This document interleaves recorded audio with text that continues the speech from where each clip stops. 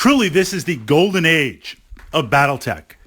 Battletech, essentially 2.0, a complete relaunch, not only of the starter sets, the clan invasion box, but an entire revamp of all the re-seen, unseen, now seen again mechs, the classic mechs, the clan mechs, the Catalyst Kickstarter as of this podcast, so close to closing out. And what's interesting is, and the focus of this podcast, the question regarding the future of Battletech, the shift in Battletech. Clearly, Catalyst had the clan invasion box and some of those early Lance packs essentially ready to go. The design costs, the layout, everything. Production probably ready to go. They just needed that initial free upfront loan to be able to start printing it.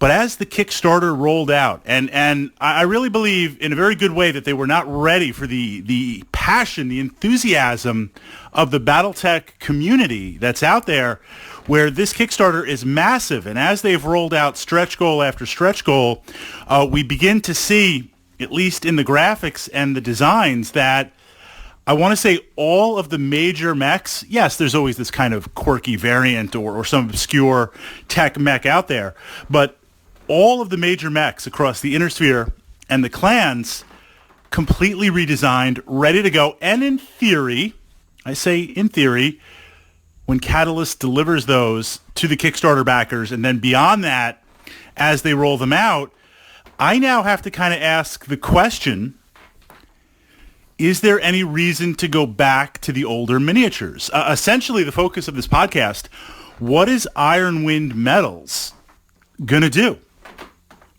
What are they going to push out? Because from a uniformity point of view of having all plastics, just easier to paint, easier to convert, maybe swap some bits on there, why would I go metal?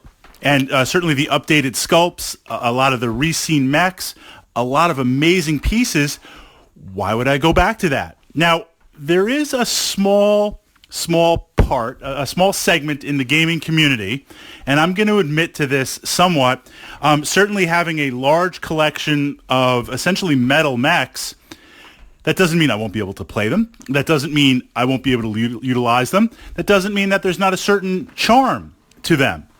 But in terms of expanding my collection and now this kind of 2.0 in Battletech, there's no reason for me to continue down that path.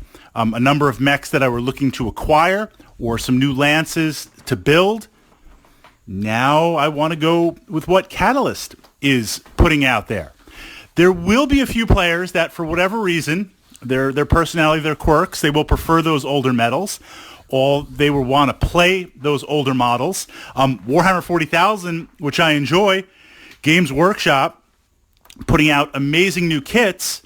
I do have a 3rd edition Tyranid army, essentially just a direct ripoff, one-to-one from Aliens, that I aggressively play. I love to play. I'm constantly adding the older pieces to it. I've essentially limited myself to the original model range for the 90s. From the 90s, and part of it is hunting down these miniatures. I'm sure there'll be a couple of Battletech players out there that will follow in suit, but I'm willing to bet 98, 99% of us are going to move in this direction.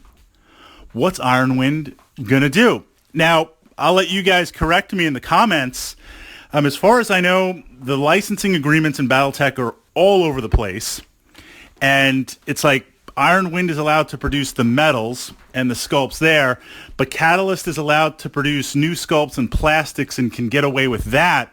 I don't know how I'd feel. You know, the Ironwind site, from my opinion, primarily sells Battletech stuff, but that's just kind of self-fulfilling because most of the stuff, all the stuff I buy from there is Battletech.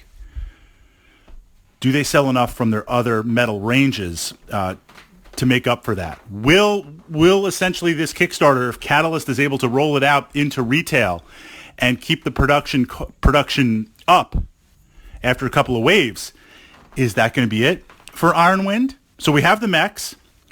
We've got some elementals. Really the only stuff to buy from Ironwind or kind of from the classical range are tanks and vehicles and air support. And this is what's interesting on that. Certainly, Battletech Combined Arms is a great way to play. A lot of people tend to focus on the mechs exclusively. For those, this is just what I've noticed online and being part of a couple of Battletech, amazing Battletech groups on Facebook. A lot of players are 3D printing their own vehicles, or using proxy vehicles, or using unique vehicles scaled appropriately from other model ranges that are on there. So with the mechs being so distinctive, but vehicles coming in all types of variants in different ways, is that further going to cut into it?